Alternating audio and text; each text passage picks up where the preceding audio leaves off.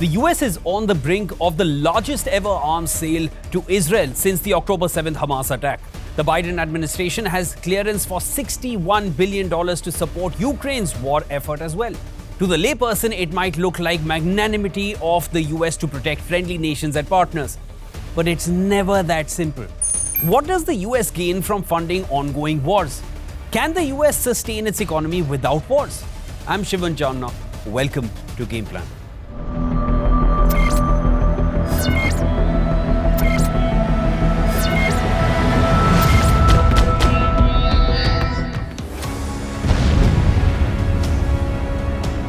As Israel continues its deadly onslaught on Hamas since last October, the US is about to close a major arms sale to the Jewish nation that includes 50 F-15 fighter jets worth more than $18 billion, air-to-air missiles, and joint direct attack munition kits.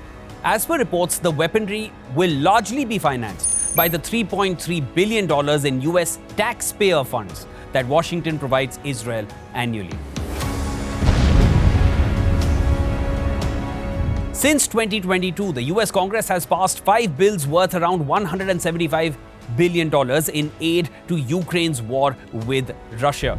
A study has shown that 90% of Ukraine aid dollars are not actually sent to Ukraine after all. Rather, these funds stay in the US, where leading defense contractors have invested tens of billions in over 100 new industrial manufacturing facilities, creating thousands of jobs across at least 38 states directly with vital subcomponents sourced from all 50 US states. A map published by the Pentagon shows the impact of the Ukraine Security Assistance Program on US industry as of 15th January. The value of defense contracts amounts to $33.6 billion and counting.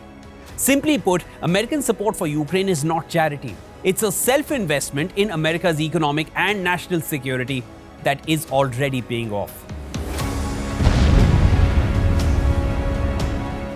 US also approved a package worth $8 billion to strengthen Taiwan's deterrence against China.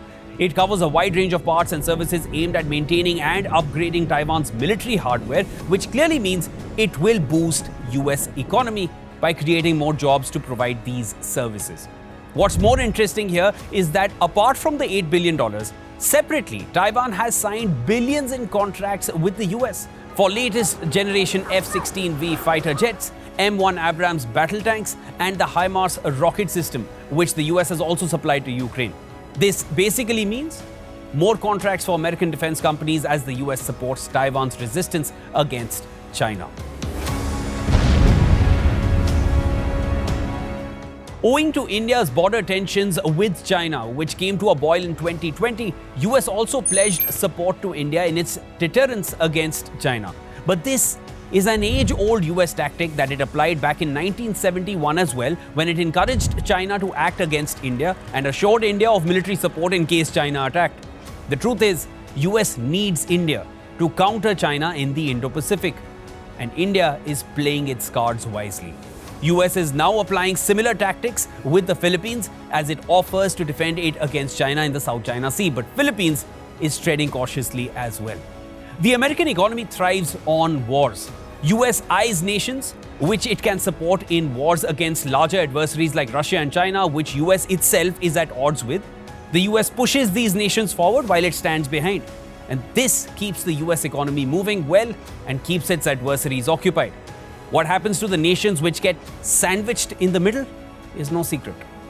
By arming Israel and Ukraine to the teeth, the only party that will profit from this is America's defense industry, the military-industrial complex. Now, reports suggest US Secretary of State Antony Blinken has promised Israeli Prime Minister Netanyahu that Washington will remove all restrictions on weapons transfers to Israel in the coming days. I've laid out the entire game plan for you based on research. Now tell me, if there is a third world war, who do you think will gain the most and who do you think will suffer? Let me know in the comments.